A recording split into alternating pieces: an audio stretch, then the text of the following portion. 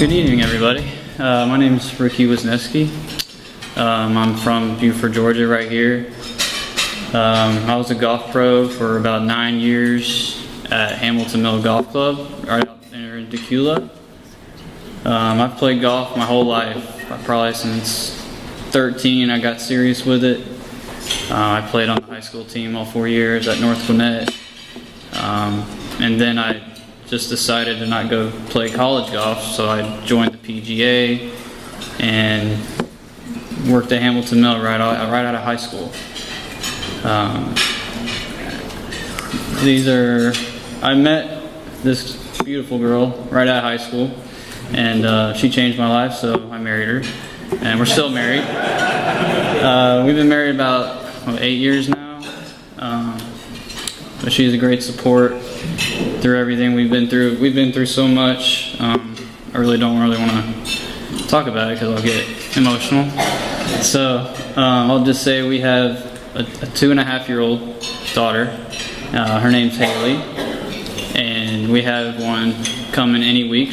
My wife's 37 weeks pregnant, so that's why she's not here tonight, because she doesn't really want to get out of bed or the couch. But I love her, and she's great support, but it's hard. These are some of the pictures I just wanted to show you guys. It's a beautiful golf swing.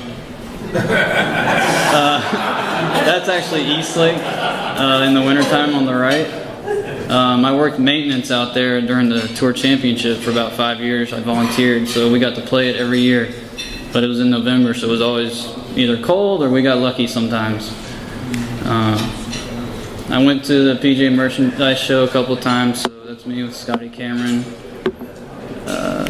I'll get to the good stuff, but one of the most accomplishing things in my PGA career was I got to coach the PGA Junior League, and that's a big thing now in this country. It's really blown up. But in 2013, my team, we won the national championship, and it was right here at Sugarloaf. So it was a great accomplishment.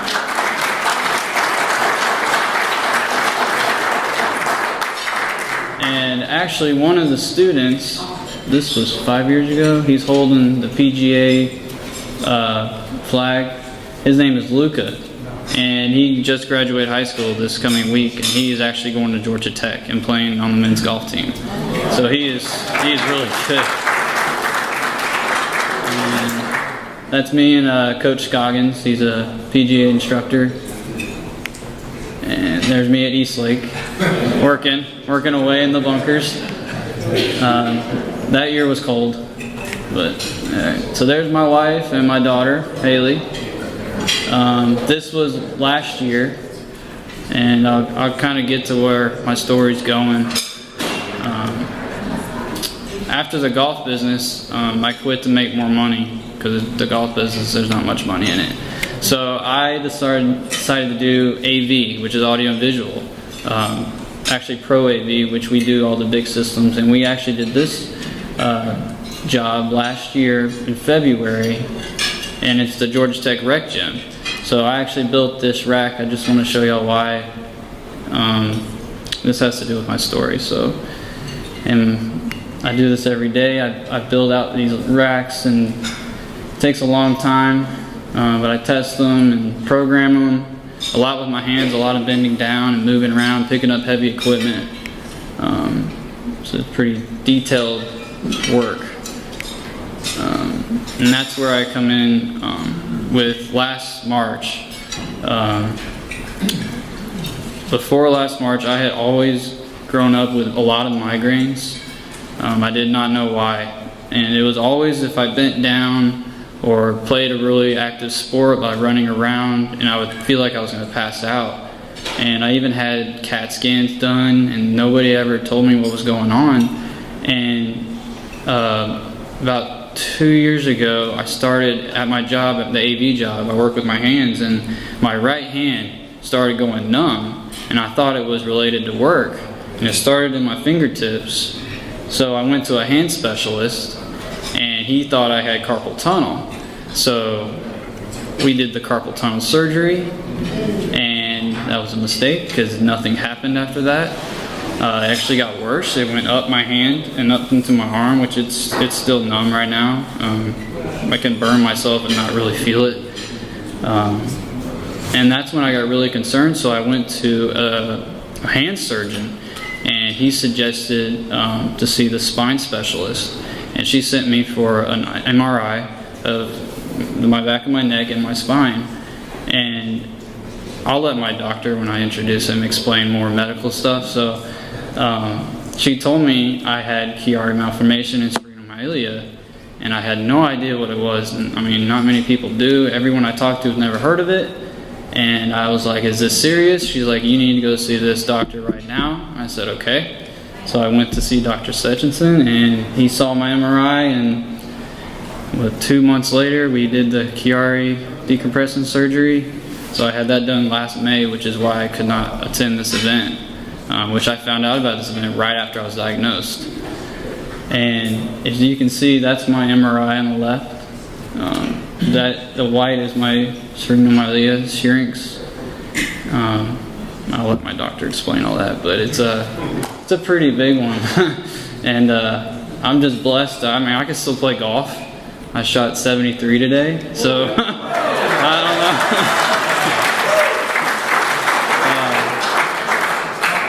But I mean, after surgery, I just worked on my short game because I couldn't do much, and eventually got back to where I was, hitting the ball. But I have my days. It's really hard. So I don't know I wake up and I don't know my new symptoms. Every day is a different day. Some days I can barely get out of bed. So the past year it's been really, really hard. And a lot of medication. So my doctor and I are working on that, but lately it's just a lot of medicine, and I'm trying to get through pain management because I don't know what else to do. And I'll show you a quote. Oh, I'm sorry. This is me in the hospital. I just threw that in there. That's my scar. It's pretty awesome. And he actually used a type of glue now. I think that's new, right? A type of glue over instead of staples. So it looks pretty cool. I took this quote. I saw many Bobby Jones quotes, but this one really stuck out because my doctor, I told him I was a golfer, and he said, I don't think you should be doing that anymore. And I said, well, I'm going to do it till I die, so just whatever. He goes, all right, well, I'm not going to tell you that. I'm like, all right, I'm just going to keep doing it, even if it hurts. So I'll turn it over to my doctor. This is my Dr. Michael Stechison, and he'll explain more on the medical side of Chiari and sphygmomyelia.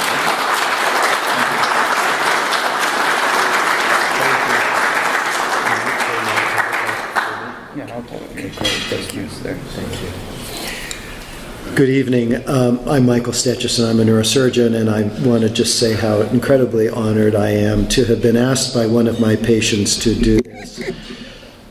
That I'm humbled and touched by the opportunity to do that, and I'm very honored to be with the Bobby Jones family and with all of you, and in an event that brings to light this condition and raises awareness and helps other people be conscious of it, and the importance of the diagnosis and treatment of it, and also the importance of trying to get people back to their lives. I'm an athlete, I'm a marathon runner, and I have a lot of athlete patients, and I recognize the incredible importance that sports play in an amateur athlete's life, and the quality of life that they lead is predicated upon their ability to do the things they love. And hearing Ricky play golf is wonderful, and I'm just really thrilled to be part of this event with him and his family. So thank you for having me. I'm not going to talk for very long. Somehow we're out of order here, I think. What has happened? Yeah, we're very out of order. Okay. So anyway, what is this thing? I can't talk for very long, and so it's very challenging to talk about this very complicated topic in a few minutes. I do not know why it's doing this. Can anyone help me? What a nightmare. Yeah. Okay, so this is the first slide. And is there a pointer on here too that I can, probably if I, okay. So Hold it down. all right, you hold it down. And then, am I hitting the wrong thing to advance? That's the advance, okay, good. Forgive me, user error. So anyway, this is what a normal person looks like. This is an MR scan of a normal person's brain, and this is as though it's a slice down the middle like this, right through the mid portion of the body. And so the face is up here, the back of the head is here, this is the cerebellum right here, and this area represents the tonsils of the cerebellum. And all of this white here is spinal fluid. Our brain lives in an aquarium of spinal fluid, and this is normal. Now, this is the head of a patient with Chiari malformation and syringomyelia. And in keeping with the HIPAA laws, I won't say whose head this really is.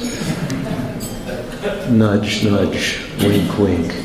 And this is, if you can remember the last picture, this is the cerebellar tonsil.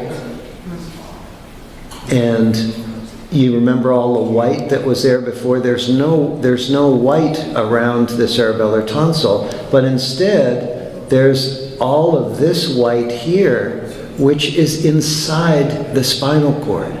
And the spinal cord is just this tiny little rim of black that you see on either side. The spinal cord is reduced to a thin shell around this gigantic fluid-filled center.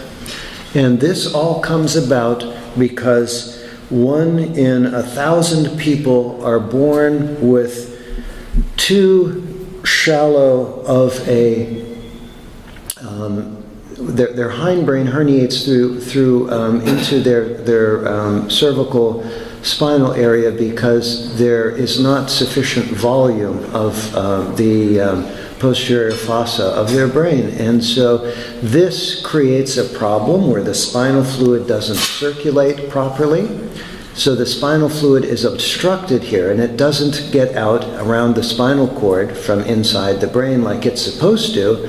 And consequently, what happens in some of these patients in dramatic forms, as shown here, is that the spinal fluid gets forced through something called the obex into a vestigial remnant of a central canal inside the spinal cord, and this dilates and becomes this fluid-filled channel, which in most people is not as big as this. This is a very dramatic and large syrinx.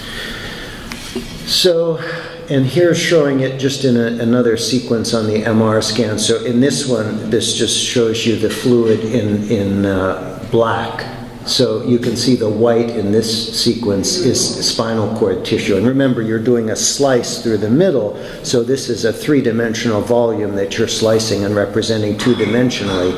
And so this is all fluid, and the little gray area is the little rim of spinal cord. And again, note how low the cerebellar tonsils are. They're going down to this is the C2 level of the spine.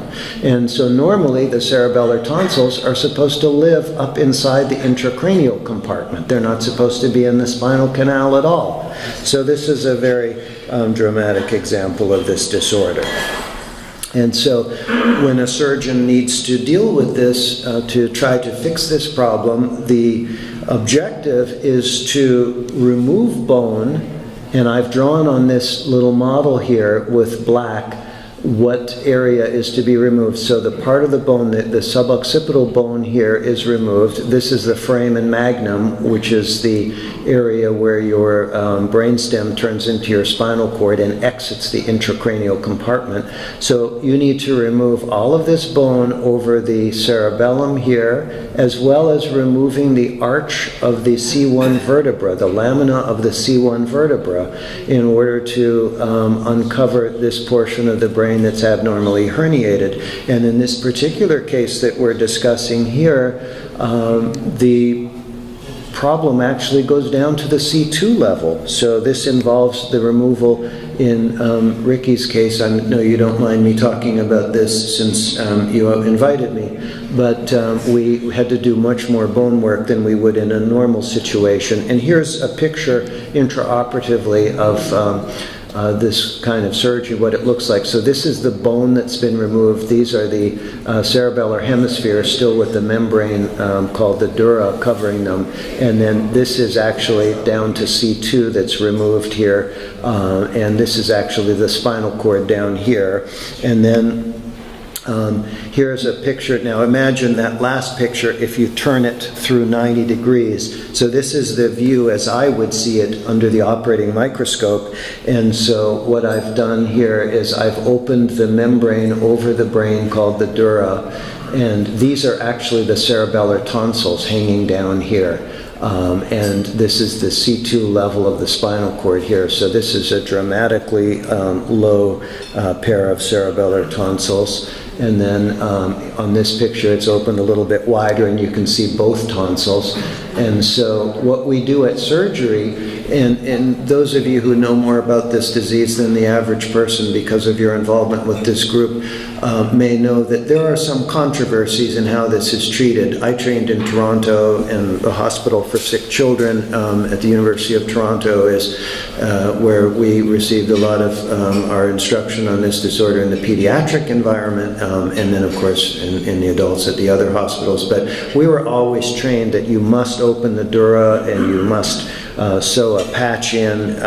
There's now emerging a little fashion that in some patients, some surgeons don't do that. I believe very strongly that you have to. And so I will always open the membrane called the dura surrounding the brain, and look at how it's spread open, and imagine these tonsils. Imagine if this weren't open and this part was linked to this part. Imagine how tight that would be. And so I believe strongly in opening that. And then what we do, I had a little video to show you, but unfortunately there's a technical glitch, so we're going to have to skip that. But then what we do is we sew a patch in place, and this is a piece of fascia, and you see I've trimmed it to exactly the dimension of this opening in the dura that I've made. And so what this does is this increases the amount of dura there is to close, and it creates a sort of increased volume around those descended abnormal cerebellar tonsils, so that that spinal fluid can now exit from the brain and get down around the spinal cord and not be obstructed like that, and not drive fluid down inside the center of the spinal cord. And so that is the one of the essential parts of the procedure. So again, to review this, the steps are removal of the bone back here, and then opening the dura, the membrane over the brain. And then what I do in most patients is I will actually, that view I showed you of the tonsils, I will actually, under the microscope, dissect those tonsils, lift them up. I'll open the membranes that separate them from inside the fourth ventricle. I'll open up all of the areas so that the fluid can flow freely from the fourth ventricle, which is this, the little pointing thing goes away. This area here, that's the fourth ventricle. I want, there are two exits up here and one exit down here. I want all of that opened up and the fluid flowing well. So I'll dissect that. And then in some patients, we'll actually, with electrocautery on a low setting, we'll cauterize these tonsils to shrink them a little bit so that they'll actually go up a little bit more. And then that helps restore some fluid around the cerebellum here so that it flows. And then the last step is sewing that patch in. And I spend a long time sewing that patch because that has to be watertight. If that leaks, then the patient will have spinal fluid leaking out their incision, and that's a bad thing. And so it'll take me about 45 minutes or even an hour to sew that patch in a watertight way and test it and be sure that it's watertight. So it's important, as surgeons, our most important dictum is to not do harm. We must never harm somebody. And then our next most important priority is to try to help somebody. And so you have to be careful because, a surgery is good, but in the right amount. The right amount of surgery is perfect. Too much surgery is bad. Not enough surgery is also bad. So you have to beware. You must do enough work. So you have to do an adequate decompression. If you don't, you may not restore the CSF flow adequately, and you may prevent a syrinx from being able to reduce in size or reduce it in the pressure that the fluid is under inside it, and headaches can persist. And on the other hand, you have to, whoops, something happened again. You must beware of over-treating, because if you do too much, and if you take out too much bone, you can actually create a problem where the cerebellar hemispheres hang down, cerebellar ptosis. And this can cause its own set of problems, one of which is headaches. And you actually would have to do a fairly complicated reconstruction using some mesh to kind of resuspend the cerebellum. So it's important to be cautious and do the right amount, but not too much. Now, sometimes a syrinx doesn't always respond to a decompression, and sometimes you can do a very adequate decompression and the syrinx will pursue its own course and it may not get smaller. Or sometimes the syrinx will stay the same size, but the patient will get better. So sometimes the size of the syrinx and the clinical manifestations of it don't necessarily correspond like you'd expect them to. And in some cases, a syrinx needs to be treated independently. I always try to treat the syrinx by doing the Chiari decompression. And if the syrinx either doesn't get smaller or the patient continues to be symptomatic from the syrinx rather than the Chiari, then an additional procedure might be needed in some patients where that syrinx is shunted. So a little tube can be put inside the syrinx and the other end of it can be drained into the space around the spinal cord, or it can be drained into the space between the lung and the chest wall, or it can be drained into the abdominal cavity. So I think that is all I had to say, and I'm not sure if I'm allowed to take questions or not. Thank you so much. Thank you. Am I supposed to take questions? Excellent. Yes, ma'am. What, if you could articulate to all of us who don't understand a lot of the words that you just shared, I know. what value does the research that CSF does, what value does that bring to you in your space? Well, I think all research is important to further understand things. I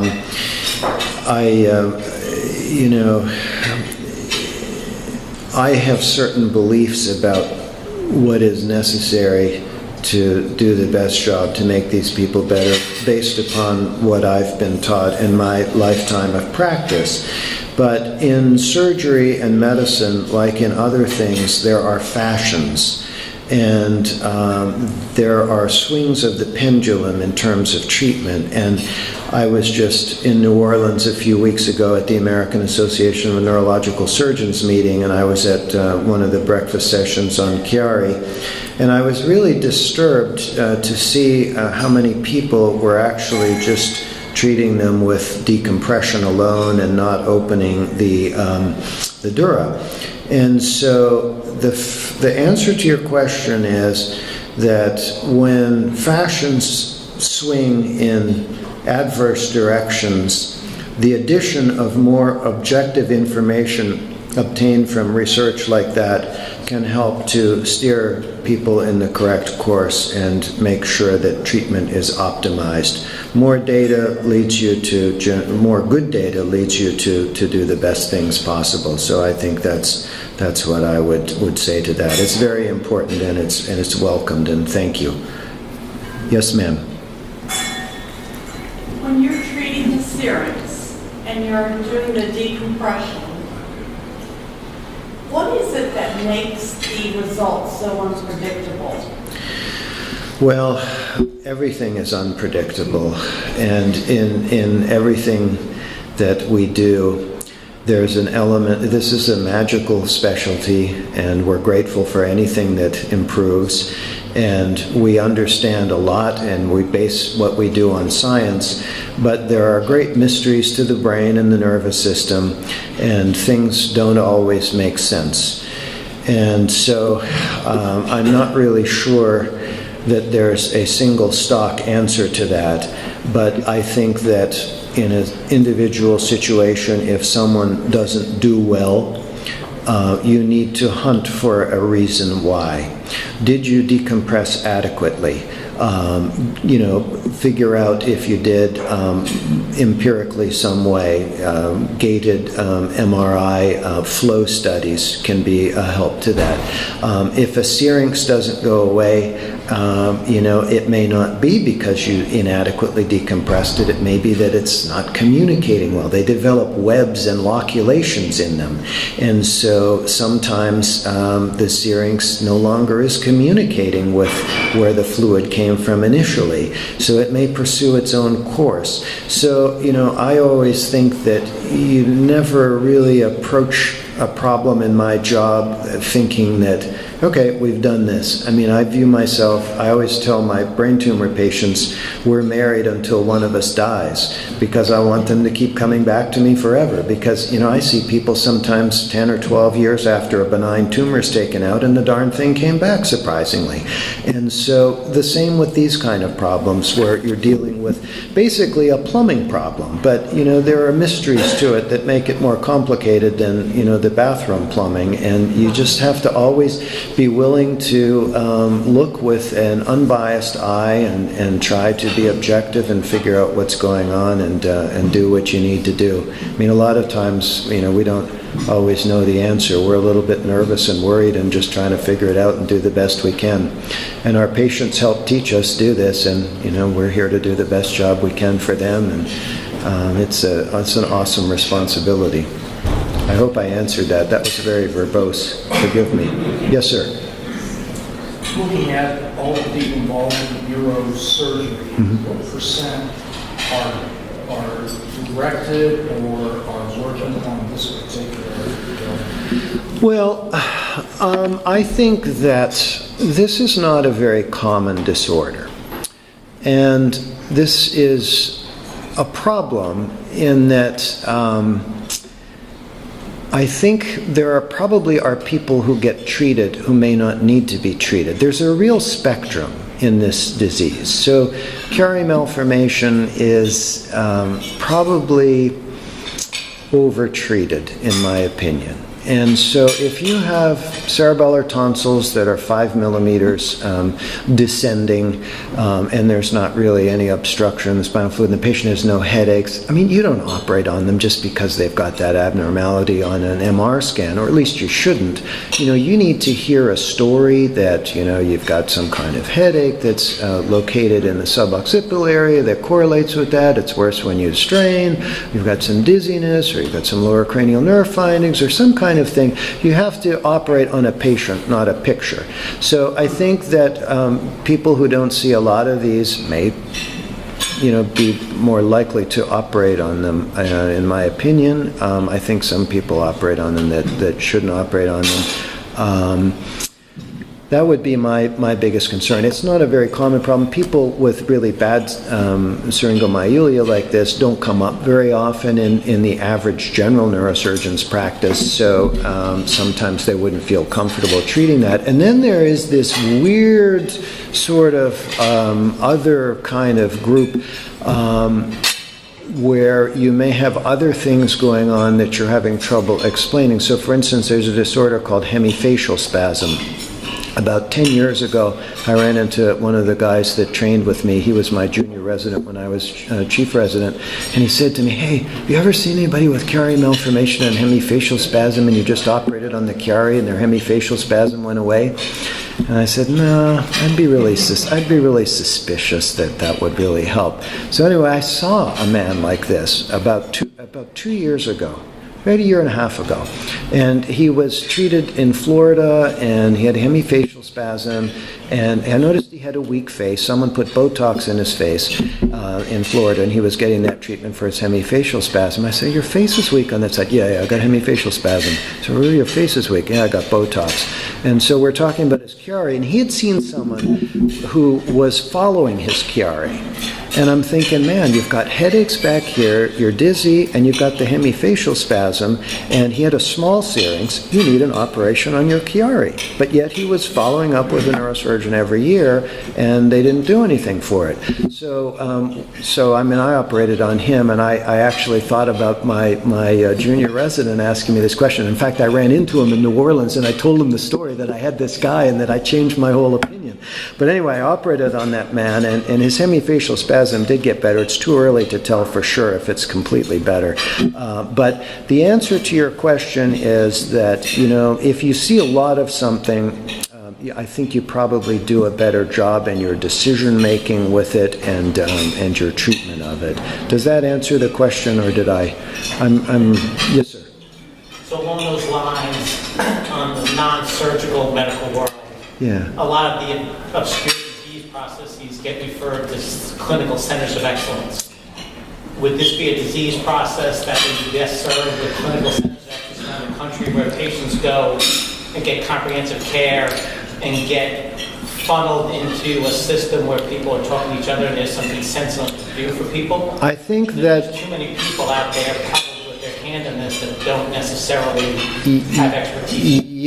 Yes, but also there's a flip side to this, and there are people who were viewed as, I'm thinking of one example where someone was doing a very large volume of this work and was doing it for indications that would not generally be recognized as being relevant to it, like chronic fatigue syndrome and other things that... Centers of excellence would be managed by the societies. Yeah, it doesn't work really well. I think it really doesn't work well. I think, to answer your question more practically, the way to figure out... See, there are two ways people come to a neurosurgeon. You come to the emergency room, you have a problem, you have some crisis, you get plugged into a neurosurgeon. You have a disorder like this, you're a consumer who goes finding your own information.